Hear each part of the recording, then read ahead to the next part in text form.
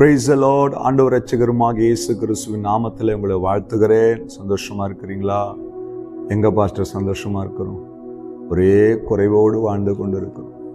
பணக்குறைவு, சமாதான குறைவு, பொருளாதார குறைவு, நிம்மதி குறைவு, வாழ்க்கையில ஒரு குறைவுள்ள வாழ்க்கையை வாழ்ந்து கொண்டு இருக்கிறோம். இன்னும் செய்யத்துன்னு தெரியல. ஆண்டவர் எங்களுக்கு ஒரு விடுதலை தருவாரா, ஆண்டவர் எங்க கூட பேசுவாரான்னு எதிர்பார்த்தீங்கன்னா இன்னைக்கு நிச்சயமாக உங்களோடு கூட ஆண்டவர் பேச போகிறார். பிலிப்பியர் 4ஆம் அதிகாரம் 19ஆம் வசனம். தேவன் தம்முடைய ஐஸ்வர்யத்தின் படி உங்கள் குறைவை எல்லாம் கிறிஸ்து இயேசுவுக்குள் மகிமையிலே நிறைவாக்குவார். ஆண்டவர் உங்கள் குறைவுகளை எல்லாம் கிறிஸ்துவுக்குள்ளே மகிமையிலே நிறைவாக்க போகிறார். நல்லா கவனிங்க, உங்கள் குறைவுகள் நிறைவாக போகிறது. ஆண்டவர் செய்த முதல் அற்புதம் என்ன தெரியுமா?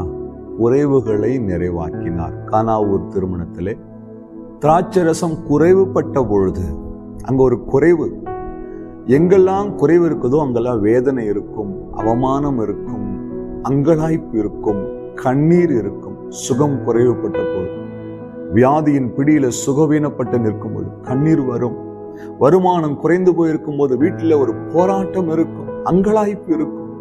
இங்க ஒரு குறைவு வந்துருச்சு. ஆனா இயேசு அங்க இருந்தார். இயேசு அழைக்கப்பட்டிருந்த அந்த திருமணத்துக்கு இயேசு அழைக்கப்பட்டிருந்ததுனால அந்த குறைவை அவர் அந்த இடத்தில் நிறைவாய் மாற்றினார்.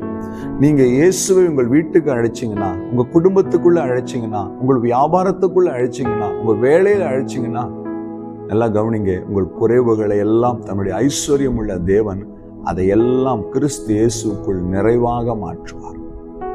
ஆம் தேவ பிள்ளையே, சகேயு வீட்டுக்குள்ளே கர்த்தர் நுழைந்த போது சகேயுவின் வாழ்க்கையில் இருந்த குறைவுகள், அதுவரைக்கும் அவன் வாழ்க்கையில் இருந்த குறைவுகள், அவனை எல்லாரும் பார்க்கும்போதெல்லாம் ஒரு ஏமாற்றுக்காரன், வரி வசூல் பண்ணுகிறவன், மோசமான மனிதன் என்று சொன்னவர்கள் எல்லாம் சகேயுவின் வாழ்க்கை மாறி போனதை அங்கு பார்த்தார்கள். ஒரு குறைவு இருந்துச்சுங்க, அன்னைக்கு அந்த குறைவு மாறி போனது.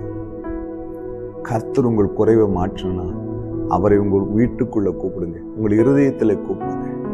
அவர் யாருக்குள்ள பிரவேசிக்கிறாரோ அந்த வீடு ஆசீர்வதிக்கப்படும். ஒருவனின் சத்தத்தை கேட்டு கதவை திறந்தார், நான் அவனுக்குள்ளே பிரவேசித்து அவனோடு கூட வாசமாயிருப்பேன். ஆண்டவர் இருக்கிற ஸ்தலம் ஆசீர்வதிக்கப்படும். ஆண்டவர் இருக்கிற இடம் செழிப்பாயிருக்கும். ஆண்டவர் இருக்கிற இடத்துல குறைவு என்பதே கிடையாது. ஏன்னா அவர் குறைவுகளை நிறைவாக்குகிற தேவன், குறைவுகளை செழிப்பாக்குகிற தேவன். உங்க வாழ்க்கையில எப்படிப்பட்ட குறைவுகளோடு இந்த வார்த்தையை நீங்க கேட்டுக்கொண்டிருக்கலாம்.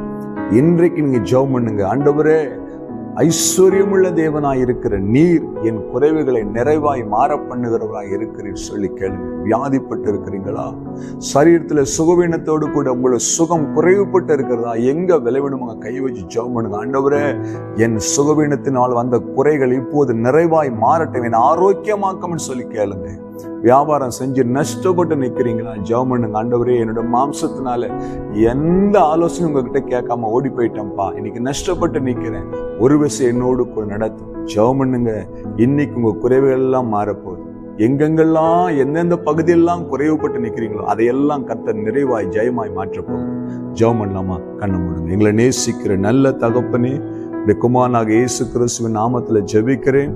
எந்தெந்த பிள்ளைகளுடைய வாழ்க்கையில குறைவோடு நிற்கிறார்கள், குறைவுகளை எல்லாம் கர்த்தர் மாற்றி நிறைவாய் ஆசீர்வதிப்பீரார். செய்கிறதுக்காய் நன்றி நன்றி நன்றி. எல்லா குறைவுகளும் மாறட்டும் இயேசு கிறிஸ்து நாமத்தில் பிதாவே, ஆமென். அல்லேலூயா. God bless you.